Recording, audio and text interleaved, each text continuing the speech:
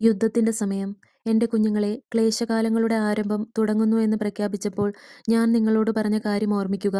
നിങ്ങൾ യുദ്ധങ്ങളെക്കുറിച്ചും യുദ്ധശ്രുതികളെക്കുറിച്ചും കേൾക്കുകയും രാജ്യം രാജ്യത്തിനെതിരെയും ജനം ജനത്തിനെതിരായും ഉണർന്നെഴുന്നേൽക്കുകയും പലയിടത്തും ക്ഷാമവും ഭൂകമ്പങ്ങളും ഉണ്ടാവുകയും ചെയ്യുമെന്നും, എന്നാൽ ഇവയെല്ലാം ഈറ്റുനോവിന്റെ ആരംഭം മാത്രമായിരിക്കുമെന്നും ഞാൻ പറഞ്ഞിരുന്നു. ഇതാ, നിങ്ങൾ ജീവിക്കുന്ന ഈ കാലം അങ്ങനെ ഒരു കാലമാണ്. യുദ്ധശ്രുതികൾ വർദ്ധിച്ചുവരുന്നു. പരസ്പരം പൊരുത്തപ്പെട്ടു പോകാൻ ആർക്കും കഴിയുന്നുമില്ല. ഭരണകൂടങ്ങൾ തങ്ങളുടെ ജനങ്ങളെ സ്നേഹിക്കുന്നില്ല. മനുഷ്യർ പരസ്പരം സ്നേഹിക്കുന്നില്ല. അവർ നിസ്സാര കാര്യങ്ങൾക്ക് ശണ്ഠ കൂടുന്നു. സമൂഹത്തിന് ദൈവഭയം നഷ്ടപ്പെട്ടതിനാൽ അവർ മോഷ്ടിക്കുന്നു. ആരും ദൈവത്തെ സ്നേഹിക്കുന്നുമില്ല. കാണുക, എല്ലാ തരത്തിലും ശ്രേണിയിലുമുള്ള ദുഷ്ടാരൂപികൾ നിങ്ങളുടെ നാശം ആഗ്രഹിച്ചുകൊണ്ട് ചുറ്റി നടക്കുന്നു.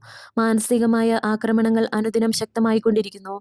അത് അനേകം ആത്മാക്കളെ നിരാശയിലേക്കും പലപ്പോഴും ആത്മഹത്യയിലേക്കും നയിക്കുന്നു. മന്ദോഷ്ണരും പാപം നിറഞ്ഞവരുമായ മനുഷ്യകുലത്തിനുള്ള എൻ്റെ അവസാന ആഹ്വാനമാണിത്.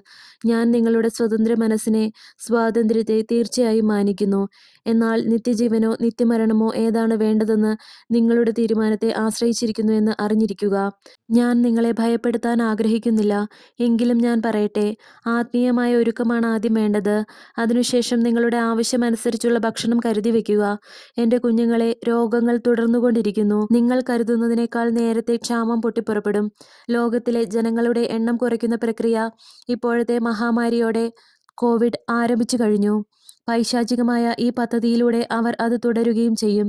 കുഞ്ഞുങ്ങളെ, നിങ്ങൾ അതികഠിനമായ കാലാവസ്ഥാ വ്യതിയാനങ്ങളിലൂടെ കടന്നു പോകേണ്ടി വരുമെന്ന കാര്യം മനസ്സിലുണ്ടാകണമെന്ന് ഞാൻ പറയുന്നു. മനുഷ്യൻ പ്രകൃതിക്ക് അതിഗൗരവതരമായ നാശം ഏൽപ്പിച്ചു കഴിഞ്ഞു. ഭാവിയെക്കുറിച്ച് ഒരു ചിന്തയുമില്ലാതെ അവൻ പ്രകൃതിയെ കൈകാര്യം ചെയ്യുന്നു. മനുഷ്യന്റെ ആവർത്തിച്ചുള്ള അനുസരണക്കേടിന്റെ ഫലമായി എല്ലായിടത്തും പരാജയം, നാശം, ആകുലത, ക്ഷാമം എല്ലാം വരാനിരിക്കുന്നു. പ്രിയപ്പെട്ടവരെ, നിങ്ങൾ ആത്മീയ വിശപ്പ് അനുഭവിക്കുമെങ്കിലും അതിനു പൂരകമായി ശാരീരിക വിശപ്പ് നിങ്ങൾക്ക് അനുഭവിക്കേണ്ടി വരും. ഭക്ഷ്യക്ഷാമം ലോകവ്യാപകമായിരിക്കും. അത് എല്ലാവർക്കും വലിയൊരു പ്രഹരമായിരിക്കും. മനുഷ്യരെ അത്ഭുതപ്പെടുത്തുമാറ് മുന്നറിയിപ്പില്ലാതെ പുതിയ രോഗങ്ങൾ പ്രത്യക്ഷപ്പെടും. അജ്ഞാത രോഗമായതിനാൽ അത് അങ്ങേയറ്റം അപകടകരമായിരിക്കുകയും ചെയ്യും. രോഗത്തെ കീഴടക്കി എന്ന മിഥ്യാധാരണയിലിരിക്കാതെ ഭൂമിയിൽ സംഭവിക്കാനിരിക്കുന്നവയ്ക്കായി ഒരുങ്ങി കാത്തിരിക്കുക. അതുകൊണ്ട് നിങ്ങളുടെ ശാരീരികമായ പ്രതിരോധശക്തി ഉയർന്നു നിൽക്കുന്ന തരത്തിൽ ശരീരത്തെ സംരക്ഷിക്കുന്നതിൽ ശ്രദ്ധ വയ്ക്കുക. ഞാൻ നിങ്ങളോട് നേരത്തെ തന്നെ പറഞ്ഞിട്ടുള്ള ചർമ്മരോഗത്തിന്റെ പശ്ചാത്തലത്തിൽ നിങ്ങളിപ്പോൾ ജീവിക്കുന്നത് ജാഗ്രതയോടെയാണെങ്കിലും നിങ്ങളുടെ സഹോദരീ സഹോദരന്മാർക്ക് അതിനെക്കുറിച്ച് അറിവില്ല. അതുകൊണ്ട് ഈ വിവരം അവരുമായി പങ്കുവയ്ക്കുക. എന്നിരുന്നാലും ത്വക്കിനെ ബാധിക്കുന്ന ഈ രോഗം ഇവിടെ അവസാനിക്കില്ല.